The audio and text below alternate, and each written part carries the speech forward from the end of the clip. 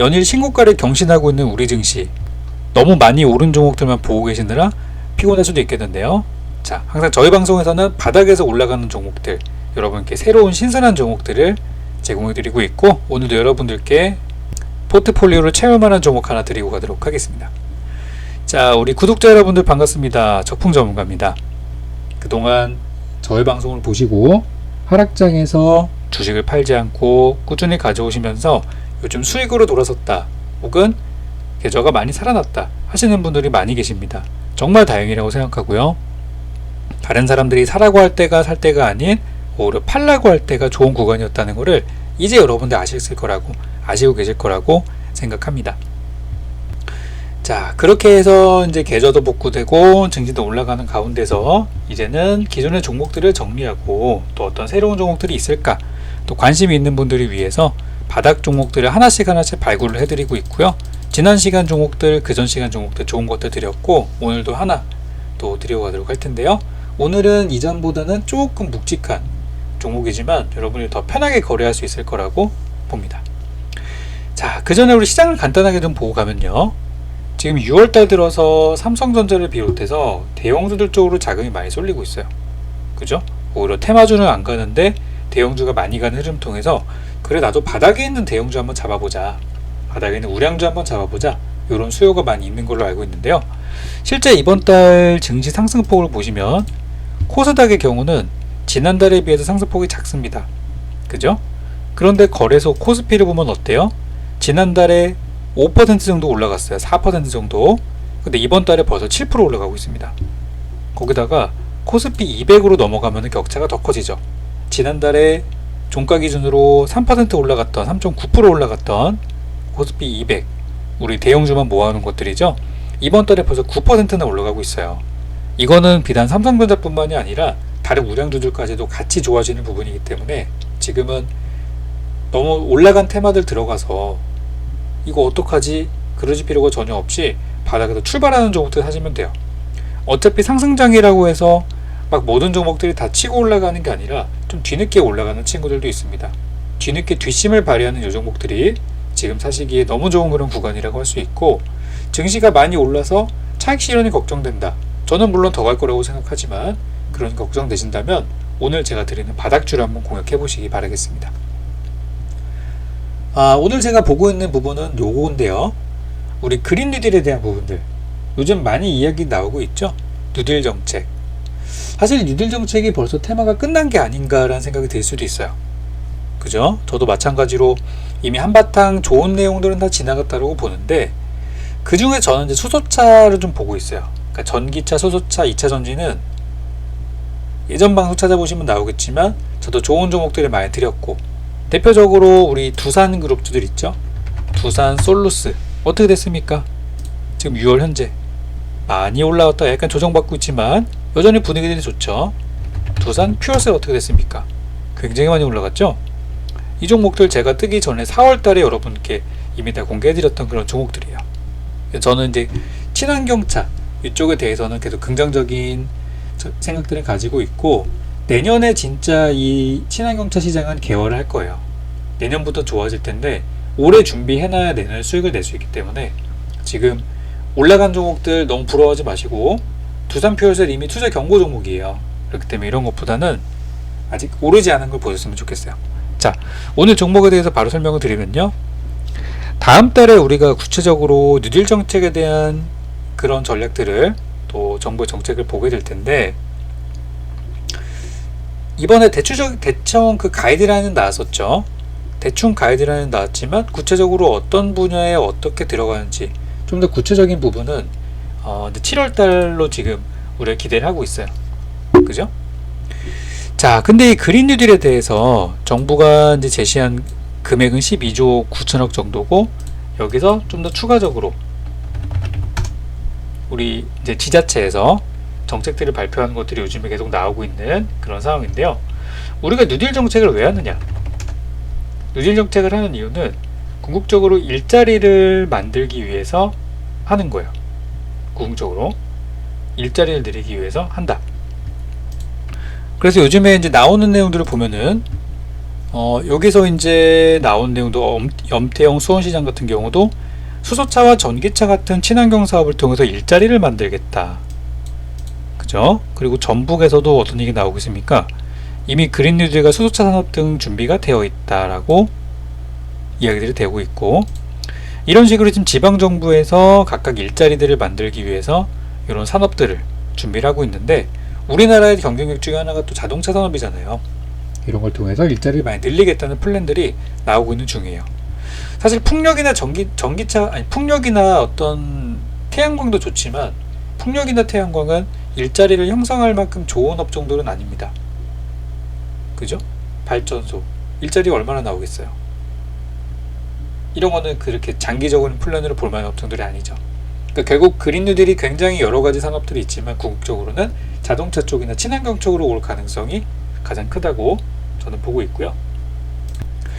각 지자체들에 이어서 서울시에서도 박원순 시장이 6월 3일날 서울시 2050년도까지 탄소 배출을 없애겠다고 이야기를 했고요. 보면은 넷제로 탄소 중립 도시로 변모한다라고 30년의 플랜을 갖고서 이런 이야기를 했고요. 그래서 국제 포럼에서 이런 내용을 얘기를 하면서 친환경 정책을 대거 공개했다고 합니다. 친환경 도시 건물 확대, 그린 모빌리티 정책 추진, 그리고 자연환경 확충과 공원 강화, 재활용 시설 기반 강화, 이런 내용들 얘기를 하면서 그린 모빌리티 정책으로 친환경 교통수단이 확대된다. 현재 운영 중인 공공자전거 따릉이를 2022년도까지 4만 대 수준으로 확대하고, 이래서 최근에 자전거 관련주들이 많이 주목을 받았었죠.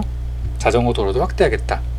거기다가 2025년까지 모든 공공기관에서 운영하는 차량을 전기차 수소차로 의무화하겠다는 방안도 추진된다고 합니다. 불과 5년밖에 안 남은 일이죠. 거기다가 도시 공원 이런 것들을 계속 만들겠다. 강남과 강북권의 산책로를 따라서 나무를 심는 바람길 숲도 조성한다라고 하면서, 이것들이 최근에 우리 시장에서 다 올라갔던 내용들이에요. 폐기물도 올라갔죠. 생활 폐기물 이런 것들 땅에 직접 묻는 것들이 이게 오염이 되기 때문에 하지 않겠다. 그래서 굉장히 친환경적인 정책들 발표를 많이 했고요. 이런 것들이 그린뉴딜과 전부 다 연관성이 있는 부분이기 때문에 이 테마는 앞으로 내년 내후년까지 봐야 된다고 저는 말씀을 드려요. 다만 단기적으로 너무 많이 올라간 건 조심해야 되겠고, 안 올라간 종목을 사면 되겠죠. 정책이니까 좀 더 자신 있게 살 수 있다라고 말씀을 드립니다. 그래서 오늘 제가 볼 종목들은 사회적인 이슈가 굉장히 많이 맞물려 있는 종목 중에 한 종목인데요.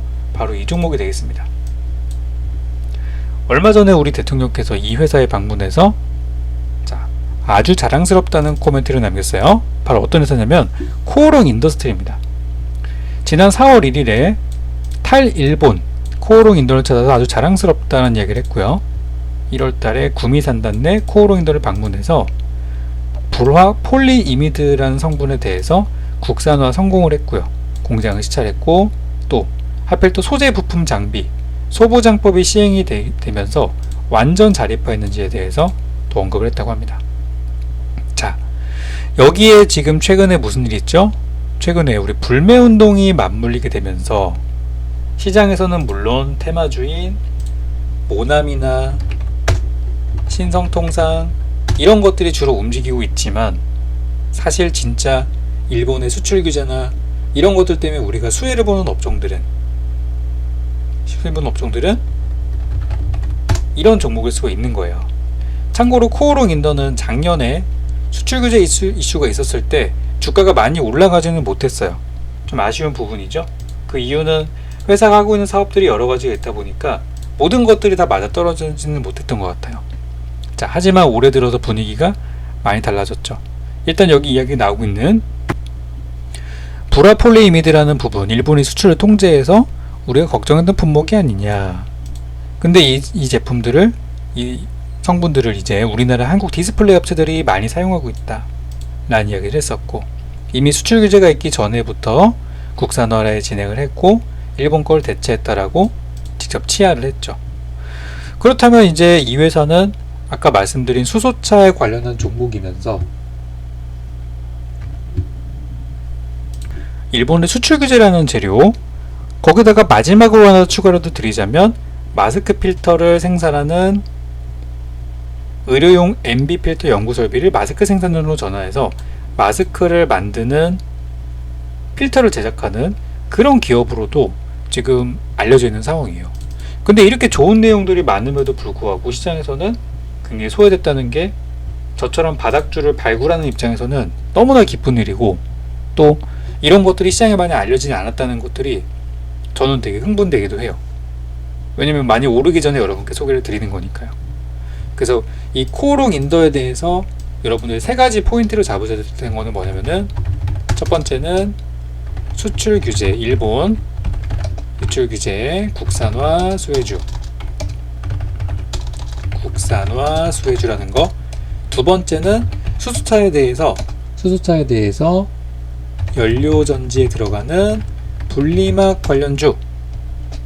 그리고 마지막으로 마스크 필터까지 아직 알려지지 않은 재료들이 많은 종목이라고 할 수 있어요. 작년에는 폴더블 폰으로도 엮이기도 했었는데 의외로 폴더블 폰 쪽은 그렇게 주목을 받지 못하는 걸로 봐서 제가 말씀드린 이 세 가지 테마를 보시는 게 좋을 것 같아요. 자, 이제 회사를 한번 볼 텐데요. 지금 지난 코로나 때가 2만원대였고 이제 35,000원이니까 많이 올랐네라고 얘기할 수도 있어요. 하지만 큰 흐름으로 봤을 때는 이제 바닥을 치고 돌리는 그런 구간이 있기 때문에 변곡점이 발생을 했죠. 그래서 오히려 이제 올라간다라고 보시면 될 것 같아요. 특히 이제 실적을 한번 볼 필요가 있는데, 대형주의 경우는 보통 매매 타이밍이 어떨 때냐면 악재가 나올 때 사는 게 좋아요. 왜냐면 코오롱 인더라는 회사가 코오롱의 자회사인데, 이런 회사가 어디 구멍가게도 아니고 시가총액이 거의 1조 원에 육박하는 회사입니다. 9,300억 전 회사인데, 이런 회사가 뭐 잠깐 실적이 나쁘게 나온다고 해서 상폐되지는 않거든요. 그죠? 모기업의 지원도 빵빵하고. 그렇기 때문에 이런 기업들은 오히려 저는 최근에 실적이 나쁘게 나왔을 때 사야 된다고 생각해요. 그럼 실적이 어떻게 나왔냐? 자, 보니까요, 5월 12일 날에 1분기 영업이익이 전년 동기 대비해서 반토막이 났다고 합니다. 45%가 빠졌대요. 그리고 매출액은 전년 동기 대비해서 6%가 감소했고요.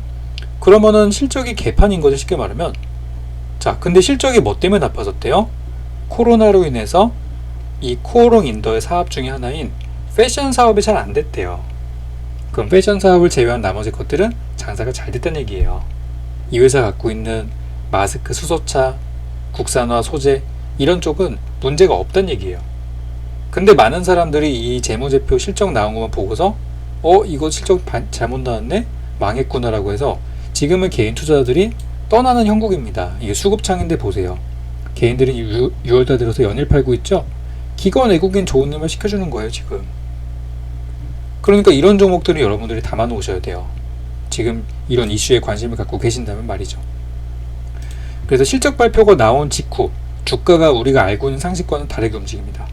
보통 회사는 실적이 좋은 걸 사야 하고 실적이 나쁜 걸 사면은 패가망신한다. 근데 막상 결과는 어떻게 되고 있죠?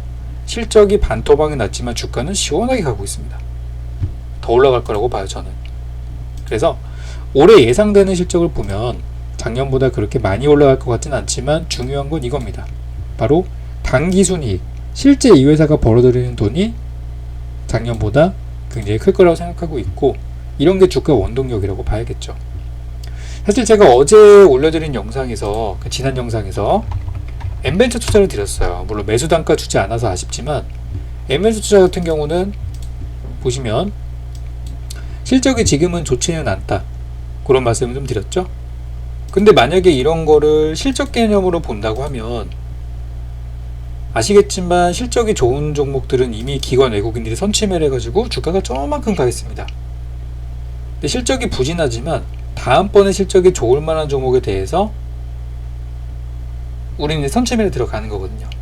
그렇기 때문에 실적이 나쁘다는 거는 좋은 내용은 아니지만 주가가 이미 빠져 있다면 실적이 나쁜 것이 다 주가에 반영이 되어 있는 상태이기 때문에 이제부터는 좋은 일만 기대하셔도 된다는 얘기예요.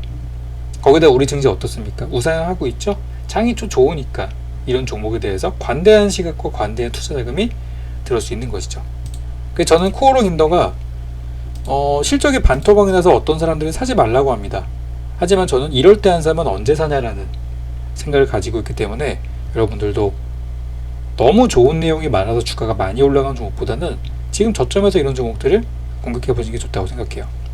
그래서 코오롱인도 제가 생각하는 적정 매수 단가는요, 지금 35,500원 정도, 그리고 시간의 거래 기준으로 주가 살짝 떠 있는 상태인데 한 35,000원 정도에서 기다려 볼게요. 적정 매수가는 35,000원 이하, 분할 매수 의견 드리고요. 목표가는 얼마나 봐야 될까? 요거는 단계적으로 파시는 게 좋다고 생각하는데요. 1차적으로 제가 생각하는 목표가는 만약에 짧게 보고 싶다면 4만원 정도, 그리고 연말가게 길게 보신다면 연초 가격인 5만원까지 저는 보고 있어요. 이 호재가 쉽게 사라질 만한 호재는 아니기 때문입니다.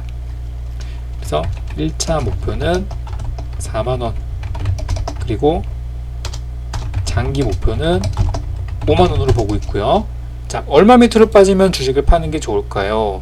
일단 저는 한 33,000원 정도 밑으로 내려오면은 주가가 회복되더라도 시간이 오래 걸릴 수 있기 때문에 손절가는 33,000원 밑으로 드리도록 하겠고, 만약에 여기서 정리를 한다고 하더라도 추후에 주가가 다시 올라가는 구간에서 저는 재진입해도 좋다고 생각하니까 이 종목은 쉽게 가지 않는다고 포기하지 마시고 좀 연말까지 긴 호흡으로 가져가신다면 충분히 좋고 충분히 우량한 종목으로 저는 매매할 수 있을 거라 생각합니다. 지금 뉴스 보면 어떻습니까? 일본이 독도 방어에 대해 유감이다. 최근에 전범기업 현금화하는 거에 대해서 불만을 표했죠. 요 일본에 대한 반일 감정 꽤 오래 갈 것 같은데요. 이슈가 잠깐 반짝하고 사라지는 종목보다는 실질 수혜주 쪽으로 투자하시기 바라겠습니다.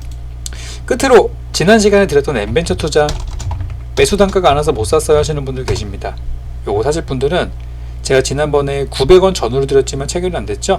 한 950원 정도에서 다시 한번 기다려 보시고 고층가에 내려온다면 다시 매수 가능하신 구간이니까 이것도 저는 잘 보셨으면 좋겠어요.